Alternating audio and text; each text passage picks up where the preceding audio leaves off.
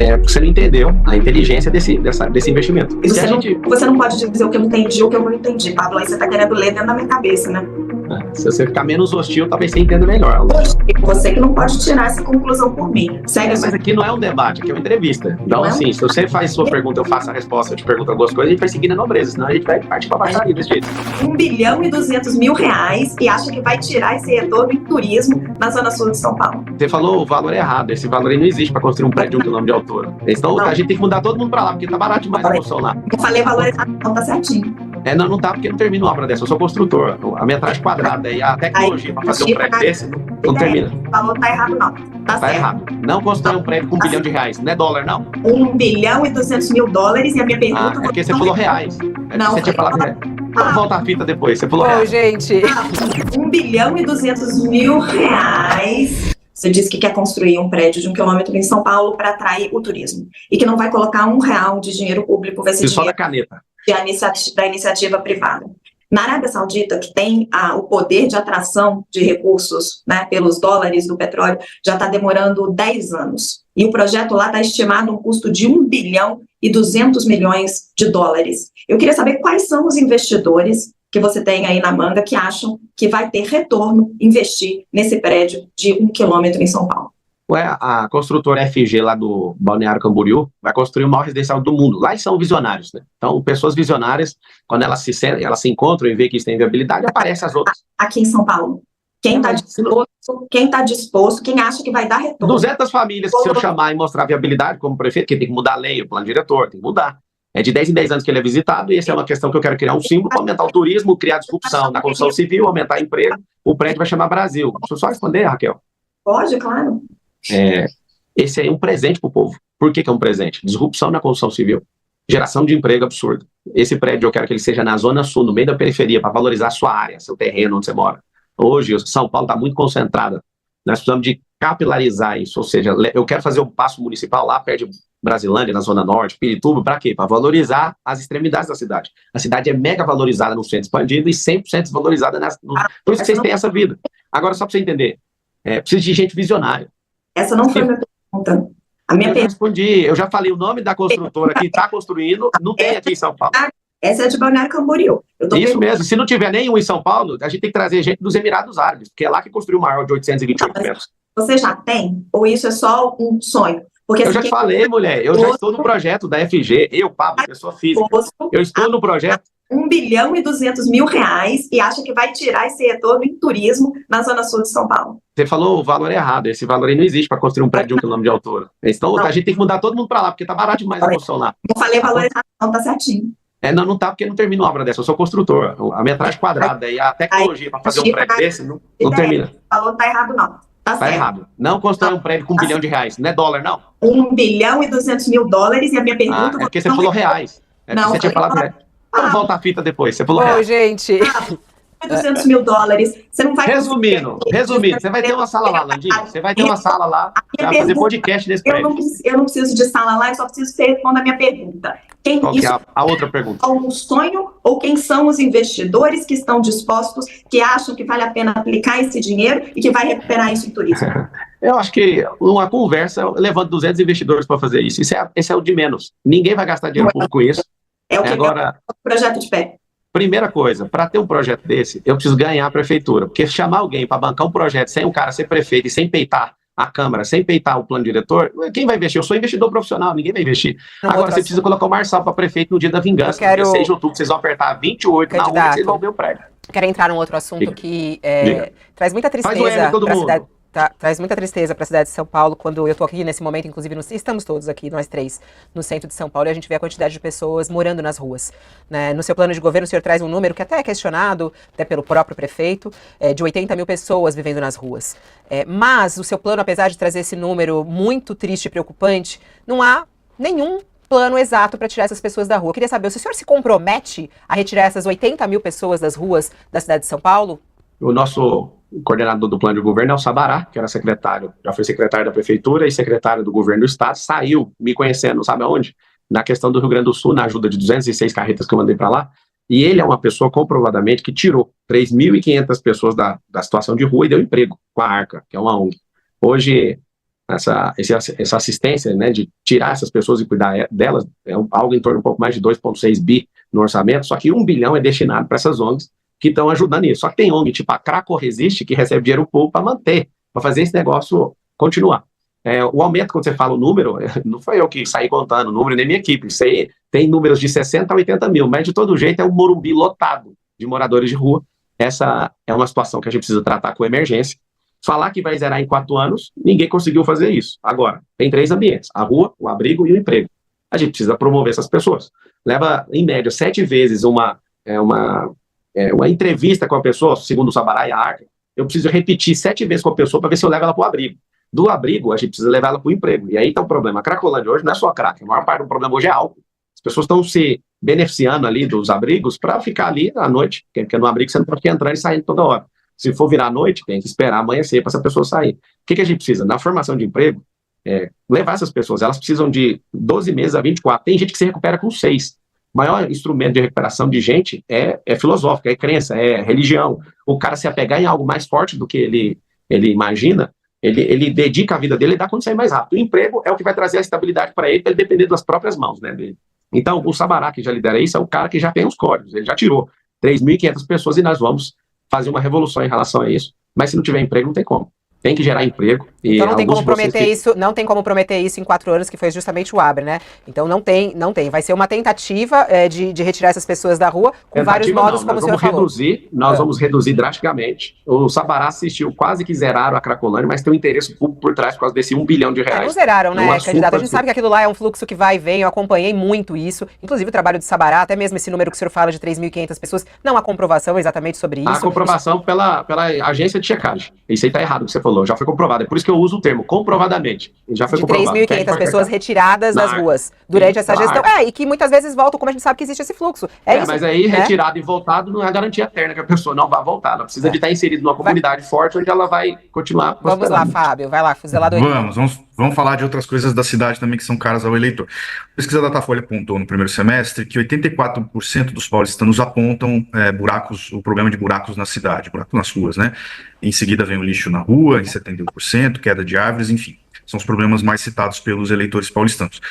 O seu plano é bem sucinto na parte de zeladoria, apesar dela estar um pouco presente em outros pontos do plano, a área específica de zeladoria é curta. E o senhor diz que vai combater o problema com tecnologia e cita o uso de câmeras pelos fiscais. Eu queria entender como as duas coisas se conectam. Se o problema, na sua avaliação, o principal problema de zeladoria é de fiscalização?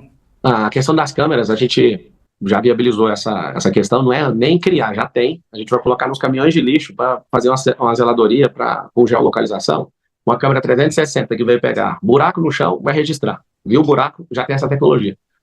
Poda de árvore, tá entrando na fiação, já vai registrar. Você imagina, usar um recurso que é o caminhão de lixo, que já está fazendo a atividade 1, não precisa de um carro 2 para fazer isso, então um bom gestor, ele gasta menos. Ele olha para recursos disponíveis e coloca eles para funcionar. Então a gente vai olhar a questão de limpeza da cidade, calçada, poda de árvore e buraco na rua. Tudo com o quê? Com tecnologia. Isso, a tecnologia vai mapear, já dá a geolocalização em que é uma fila de trabalho. Inclusive, como eu fui atendente de call center, nós vamos tratar o cidadão de São Paulo como um cliente. Hoje a pessoa sente que o Estado não está com ela, nem que serve ela. Eu quero criar um sistema de atendimento para a cidade de São Paulo que a pessoa reclame e tem um prazo para responder. E hoje a pessoa é ignorada, como se o Estado fosse uma fortaleza e não fosse o garçom da vida dela. Então a gente vai mapear essa cidade inteira nisso, usando o caminhão de lixo, para você ter uma ideia. Pablo, você está propondo aumentar o número de subprefeituras de 32 para 96, para ter uma em cada distrito. Isso significa triplicar o número de funcionários, de contratos, de equipamentos. Você sabe quanto custa isso? Se fosse numa conta linear, seria o triplo do valor que é gasto hoje, só que a gente vai gastar menos dinheiro. Por quê? Porque está tudo esparramado em muitos prédios, está alugando prédio que não é da prefeitura, a gente vai reduzir isso para um prédio só em cada subprefeitura, então vai ter economia.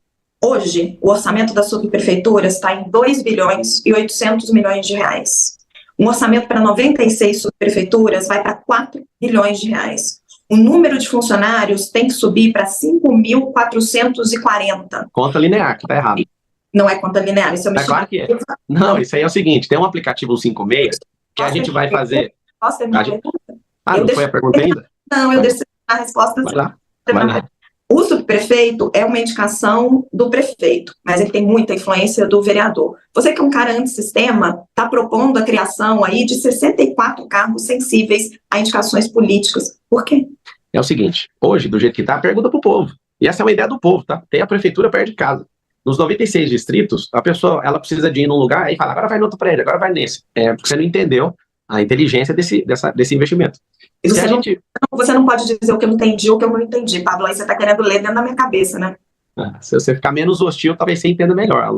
Você que não pode tirar essa conclusão por mim. Mas aqui não é um debate, aqui é uma entrevista. Então, assim, se você faz sua pergunta, eu faço a resposta, eu te pergunto algumas coisas, a gente vai seguir na nobreza, senão a gente vai partir para baixaria desse jeito. Seguindo na nobreza. Vamos lá. A conclusão por mim. Pode seguir a resposta. Então, tá bom, obrigado. A questão é o seguinte, se for repetir o modelo fracassado do Ricardo Nunes, que é o atual ex-prefeito, a gente vai aumentar de forma drástica. Quando eu te falei a conta linear, o que é a conta linear? A conta linear é pegar um número e só multiplicar ele por 2, né? Se você tem 32, que é 96, você vai multiplicar isso aí e a gente vai ter 3 vezes o gasto, né? Por 2, não, por 3. Não é assim a conta é simples. A gente vai pegar esses imóveis sem destinação da prefeitura e vamos reduzir o tamanho e vamos migrar para o 56, que é um aplicativo que ninguém está usando. Vários serviços têm que estar no aplicativo, só que eu quero um lugar físico reduzido, que vai enxugar gasto, você não está entendendo. Sobre a indicação, que aí eu termino a resposta, que você falou, essa indicação é sensível, isso é muito bom, porque a Câmara inteira vai estar na minha mão. Todo mundo que fica preocupado sobre governabilidade, que eu acho que é o último bloco nosso aqui, eu estou trazendo vereadores que têm cargo. Tipo, o Rubinho, que é da União, abriu mão do seu fundo eleitoral final dele, que era um grande valor, tempo de televisão para me apoiar. E vários vereadores, depois que viram tendo coragem, querem assumir as sanções dos seus partidos para vir comigo, porque sabe que aqui vai ganhar. Então, assim, ter isso é muito bom. A gente vai colocar gente muito séria para fazer isso, mas tudo é por você. É pra você ter um atendimento que você não tem. Você que está me assistindo, que mora em São Paulo, você não tem um atendimento. Você vai ser cliente. Nós vamos tratar você como um cliente de luxo. Você tem que ser atendido. Você não pode. Você vai matar um dia de serviço para ficar rodando em 3 prédios da prefeitura. Vai ter um prédio perto da sua casa. Isso é uma coisa básica. E tem um custo, né? Esse funcionando de verdade. Esse atendimento tem esse custo que, como você disse aí, é alto e tem que ser estudado. Eu queria ir para a mobilidade. Nosso tempo está voando e tem um assunto que eu acho extremamente importante, que são as mortes no trânsito. Eu não sei se você viu ou não os números que a gente tem do primeiro semestre desse ano, e são muito tristes. 32% de aumento, 520 vidas perdidas nas ruas da cidade de São Paulo nesse primeiro semestre desse ano.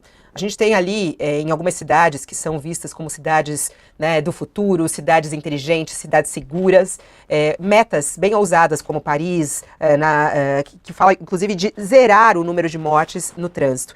Isso não consta no seu plano de governo, algo para reduzir mortes de trânsito. Queria saber, isso te preocupa? Você tem alguma ideia de como reduzir as mortes no trânsito de São Paulo?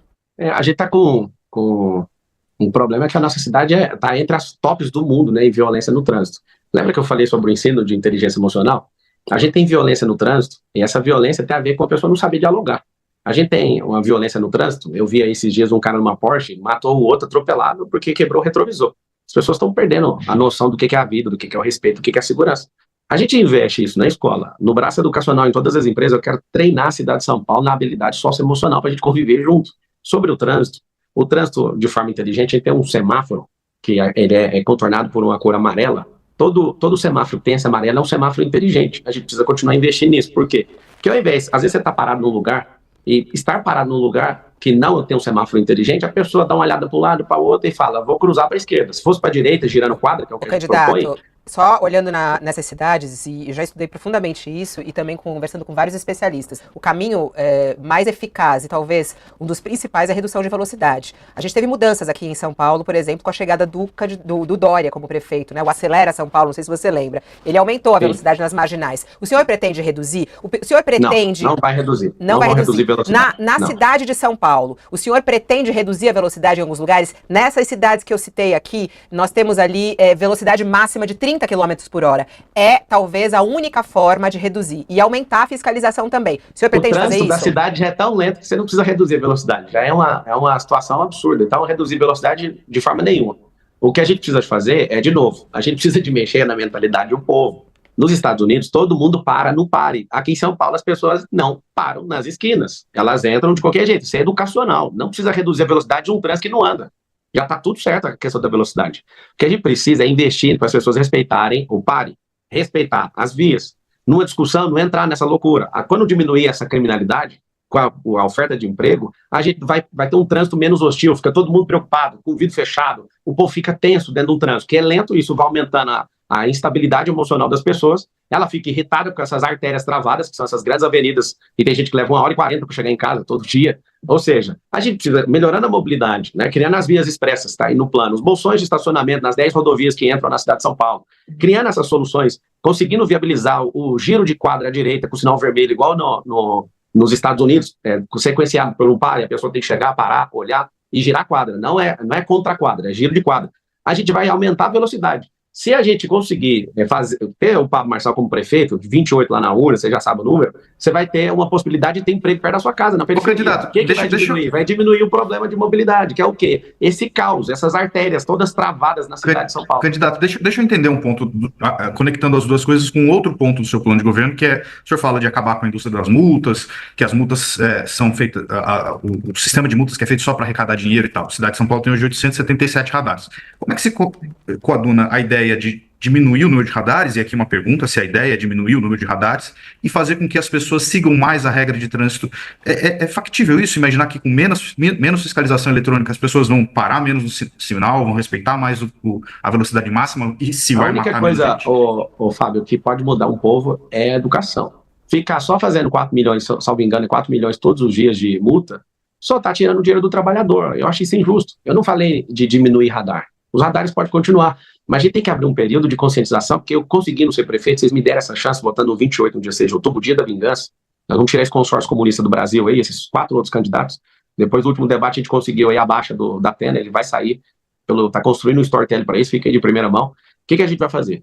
A gente precisa reeducar o povo para usar o trânsito. Mas em curto prazo, reduzir a mortalidade em curto prazo? Tem que treinar, deixa eu te falar. O braço educacional já vai começar no dia 1º de janeiro. Eu vou terminar. Mas o efeito disso não é longo? É claro, mas tem que começar. Se tivesse começado há 5 anos atrás, a gente estava tranquilo hoje. Não, concordo, mas eu digo para efeito mais rápido, para redução de mortes. O efeito mais rápido é falar com gente. Pegar essas multas e abrir um período e falar, nós vamos fazer um processo educacional para você ver. Aí a gente abre esse processo educacional treinando o povo. Agora, vamos para cima. Deixa eu explicar.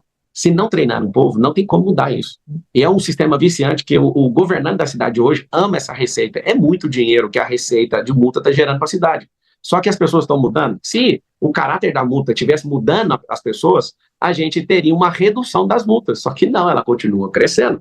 Por que é? Porque não tem um intuito de ter um trânsito melhor. É um intuito de arrecadação. Eu não sou contra a pessoa pagar multa, ela tem que pagar. Só que eu sou a favor da gente abrir um tempo de trégua para educar esse povo. Desde pequeno na escola, os funcionários dentro das empresas, criar esse ambiente onde a gente vai treinar um povo para falar, pelo amor de Deus, respeito o pare. Por favor, aprenda inteligência emocional para você parar de brigar no trânsito. A gente tem um povo hoje, gente tem mais homicídio no Brasil do que países que estão em guerra. A gente já chegou a ter 70 mil homicídios no ano. Você olha para o Japão, que é um povo que trabalha essa questão socioemocional, a gente tem 900 homicídios no Japão no ano. Eu vou girar aqui, mas né, esse assunto de mobilidade, assim, a educação é um dos pilares, né? Mas tem outras medidas aí muito importantes e que não estão aí. A educação, vamos para as crianças. Nós daremos esporte para os seus filhos. Até 2030, nós vamos criar uma política pública para zerar essas pessoas em situação de rua.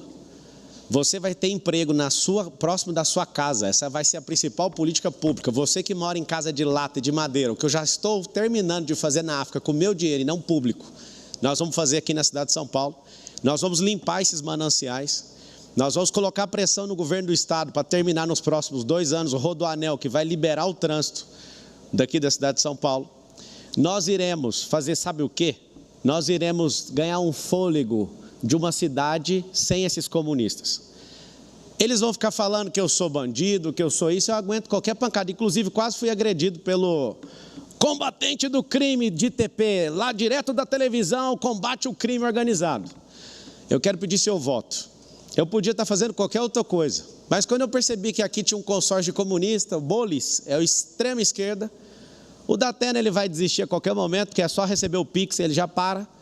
O Bananinha, que está feroz agora, porque despencou. Eu quero deixar uma reflexão para você. Todos esses candidatos que estão aqui despencaram nas pesquisas, que eles põem pressão. Nós não vamos falar sobre isso. Tem pesquisa que custa R$1,5 milhão para fazer. Sabe o que acontece? A melhor pesquisa é o povo. Eu peço, como cidadão, como seu sócio nessa cidade, me deixa ser o seu servo e vamos puni-los no primeiro turno e vamos encerrar essa eleição votando 28. É 28 e faz o M de mudança e tamo junto. Beijo. Acabou o tempo. E assim concluímos o debate da TV Gazeta, em parceria com o canal My News, entre os candidatos à Prefeitura de São Paulo.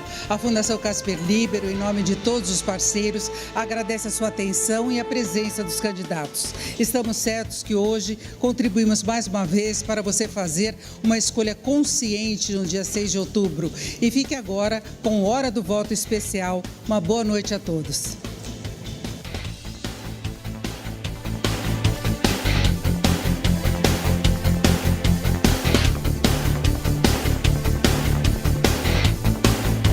Boa noite. Boa noite. Eleições 2024. Começa agora o programa Hora do Voto Especial. A partir de agora, você vê aqui a repercussão do debate entre os candidatos à Prefeitura de São Paulo, promovido pela TV Gazeta em parceria com My News.